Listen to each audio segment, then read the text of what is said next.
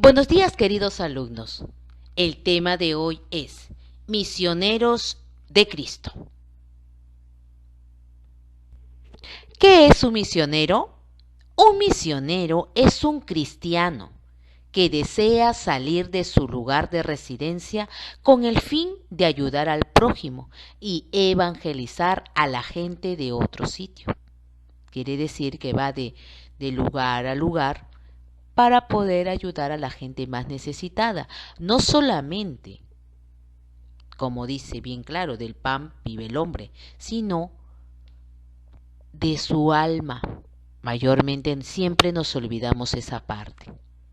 ¿Qué son los grupos misioneros?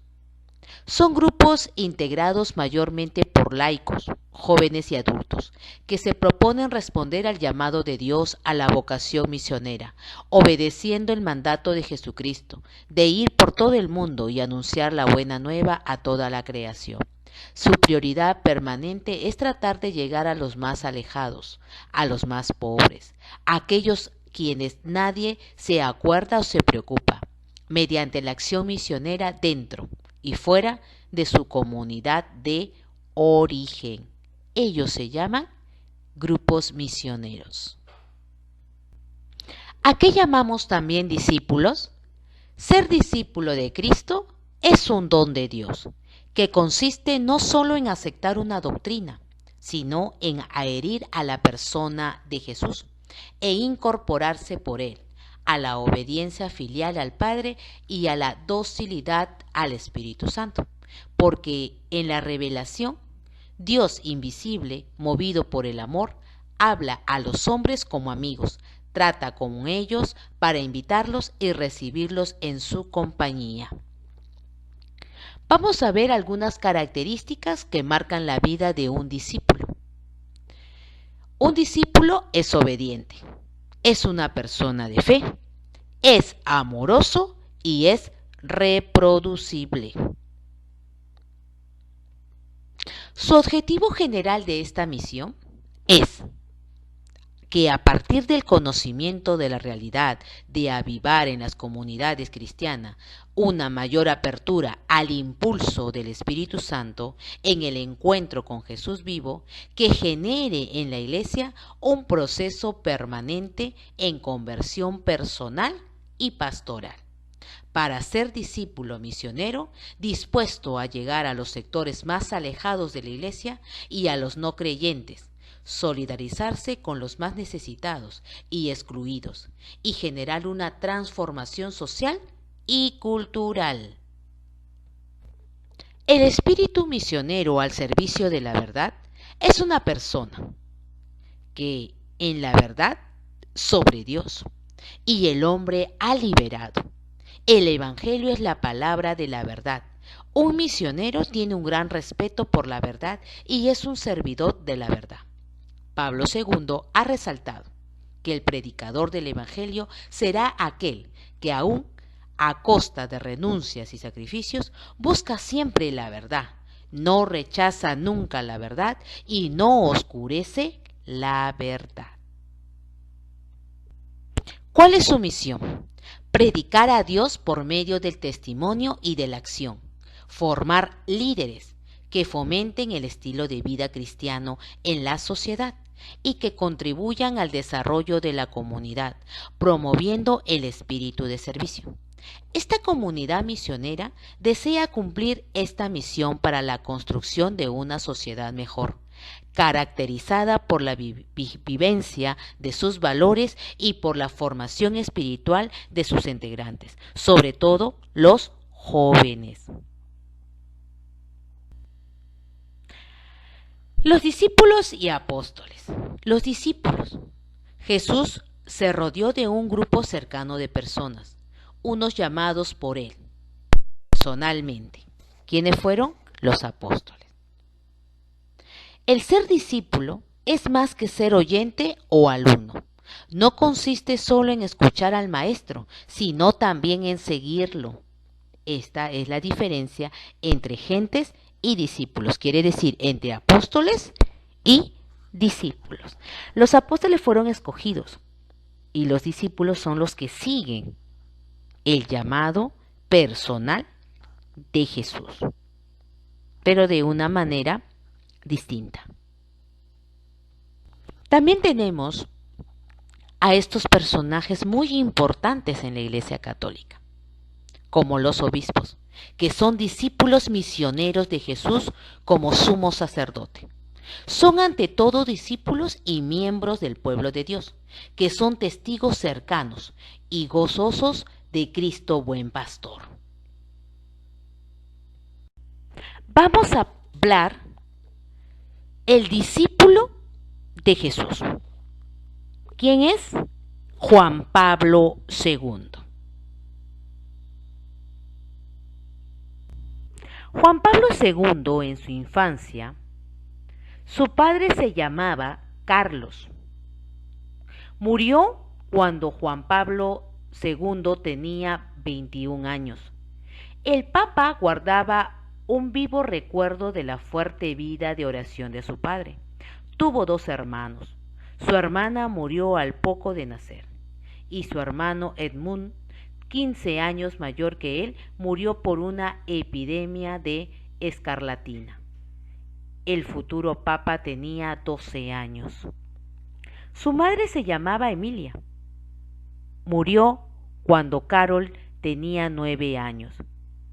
Ella fue quien le enseñó sus primeros rezos, según cuenta él mismo. En su juventud, Carol no se planteaba el sacerdocio en un primer momento. Quería ser un laico comprometido. ¿Qué quiere decir laico comprometido? Seguir el camino de Dios, pero sin hábito, sin sotana. Pero la muerte de su padre, la influencia del sastre místico y la intuición del arzobispo serán signos que le ayudarán a tomar la decisión de ingresar en el seminario. Tras sus estudios de teología en la clandestinidad, será ordenado sacerdote el 2 de noviembre de 1946. Carol mostró desde temprana edad su afición al teatro y a la poesía. Perteneció de hecho a un grupo de teatro llamado Rhapsody. Tenía pensado estudiar literatura polaca en la universidad, pero la invasión nazi de 1939 lo impide. Trabaja en una cantera y en la fábrica química. Juan Pablo II también es un maestro, porque escribió más de 80 documentos pastorales. Entre ellos tenemos 14 encíclicas, 14 exhortaciones apostólicas, 11 constituciones apostólicas, 41 cartas apostólicas y promovió la evaluación del catecismo. Además, antes de ser papa, tenía varios escritos sobre la moral, la poesía y el teatro. Vamos a ver algunos logros de Juan Pablo II. Fue extraordinario, fue polaco, hablaba griego, latín, italiano, francés, español, portugués, inglés, alemán, checo, lituano, ruso, húngaro, japonés y varias lenguas africanas. También se destacó en ajedrez, canotaje, fútbol, teatro y poesía. Antes de ser elegido, también era poeta, filósofo y había escrito la obra teatral El taller del orfebre, convertida en ópera rock y siendo presentada en España en los inicios de los años 1980. Se decide que fue coautor de la caída del muro de Berlín y del régimen comunista en Polonia. Hizo también de los medios de comunicación, como el Internet. Quiere decir que él también evangelizaba a través de las redes sociales. También Juan Pablo II fue atentado el 13 de mayo de 1981 por un tiroteo en la plaza de San Pedro. Milagrosamente la bala que le atraviesa el vientre no le daña ningún órgano vital y se queda a unos centímetros de la aorta. Muchos creen que formaba parte de un complot Ali, Aka, más amplio, dirigido por algún país comunista, que tuvo el vivo presentimiento de que me salvaría, dice Juan Pablo II.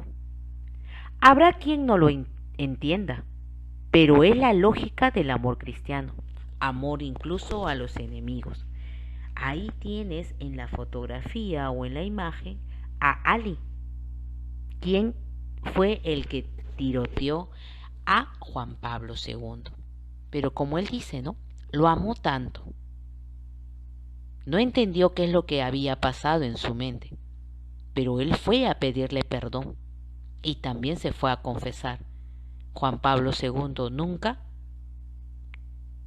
presentó una denuncia, solamente se lo guardó para él.